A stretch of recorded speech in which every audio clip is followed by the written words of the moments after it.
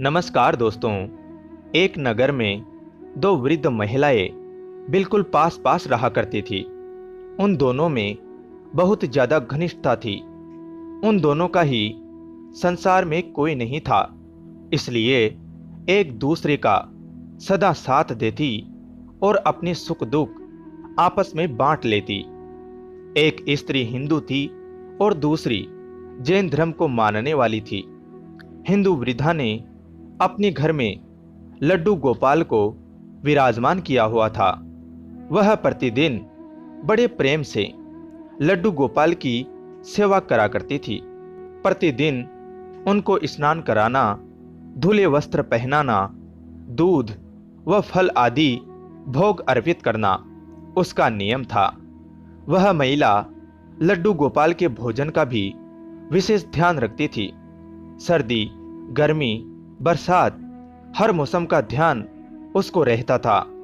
वह जब भी कभी बाहर जाती, लड्डू गोपाल के लिए कोई ना कोई खाने की वस्तु, नए वस्त्र, खिलौने आदि अवश्य लाती थी। लड्डू गोपाल के प्रति उसके मन में अपार प्रेम और श्रद्धा का भाव था। उधर जैन वृद्धा भी अपनी जैन परंपरा के अनुसार भगवान के प्रति सेवा भाव में लगी रहती थी। उन दोनों महिलाओं के मध्य परस्पर बहुत प्रेम भाव था। दोनों ही एक दूसरे के भक्ति भाव और धर्म के प्रति पूर्ण सम्मान की भावना रखती थी। जब किसी को कोई समस्या होती तो दूसरी उसका साथ देती। दोनों ही वृद्धाएं स्वभाव से भी बहुत सरल और सज्जन थी। भगवान की सेवा के अतिरिक्त उनका जो भी समय शेष होता था, वह दोनों एक दूसरे के साथ ही व्यतीत करती थी। एक बार हिंदू वृद्धा को एक माह के लिए तीर्थ यात्रा का अवसर प्राप्त हुआ। उसने दूसरी महिला से भी साथ चलने का आग्रह किया, किंतु वृद्धावस्था के कारण, अधिक न चल पाने के कारण उस महिला ने अपनी व्यवस्था प्रकट कर दी। हिंदू वृद्धा ने कहा, कोई बात नहीं, मैं जहां भी जाऊंगी भगवान से तुम्हारे लिए प्रार्थना करूंगी। फिर वह बोली, मैं तो एक माह के लिए चली जाऊंगी, तब तक मेरे पीछे मेरे लड्डू गोपाल का ध्यान रखना। उस जैन वृद्धा ने सहर्ष ही उसका यह अनुरोध स्वीकार कर लिया। हिंदू वृद्धा ने उस जैन वृद्धा को लड्डू गोपाल की सेवा के सभी जरूरी नियम व आवश्यकताएं बता दी। उस जैन वृद्धा ने सहर्ष सब कुछ स्वीकार कर लिया। कुछ दिन बाद वह हिंदू वृद्धा तीर्थ यात्रा के लिए निकल गई। उसके जाने के बाद लड्डू गोपाल की सेवा का कार्य जैन वृद्धा ने अपने हाथ में ले लिया। वह बहुत उत्साहित थी कि उसको लड्डू गोपाल की सेवा का अवसर प्राप्त हुआ। उस दिन उसने बड़े प्रेम से लड्डू गोपाल की सेवा की। भोजन कराने से लेकर रात्रि में उनके शयन तक के सभी कार्य पूर्ण श्रद्धा के साथ वैसे ही पूर्ण किए जैसे उसको बताए गए थे। लड्डू गोपाल के शयन का प्रबंध करके वह भी अपने घर शयन के लिए चली गई। अगले दिन प्रातः जब वह वृद्धा लड्डू गोपाल की सेवा के लिए हिंदू महिला के घर पहुंची तो उसने सबसे पहले लड्डू गोपाल को स्नान कराने की तैयारी की। नियम के अनुरूप जब वह लड्डू गोपाल को स्नान कराने लगी तो उसने देखा कि लड्डू गोपाल के पांव पीछे की ओर मुड़े हुए हैं। उसने पहले कभी लड्डू गोपाल के पांव नहीं देखे थे। जब भी उनको देखा, वस्त्रों में ही देखा था। वह नहीं जानती थी कि लड्डू गोपाल के पांव हैं ही ऐसे, घुटनों के बल बैठे हुए।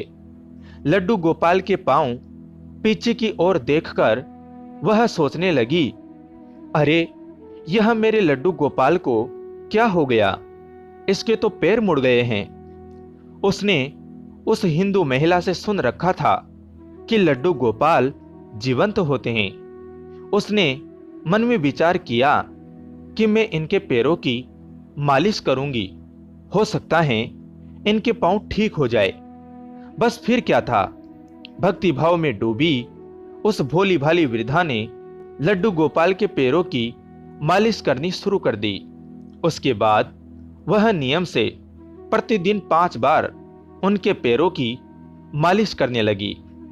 उस भोली वृद्धा की भक्ति और प्रेम देखकर ठाकुर जी का हृदय द्रवित हो उठा। भक्त वत्सल भगवान ने अपनी करुणावश अपना प्रेम उस वृद्धा पर उड़ेल दिया।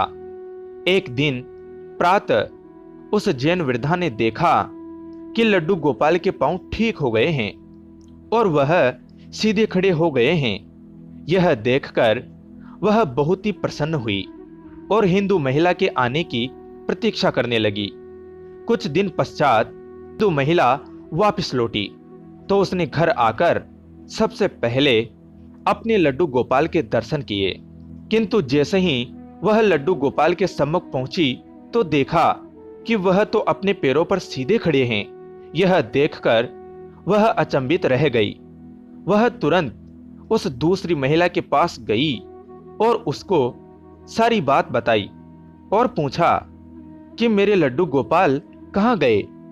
यह सुनकर उस जैन महिला ने सारी बात बता दी।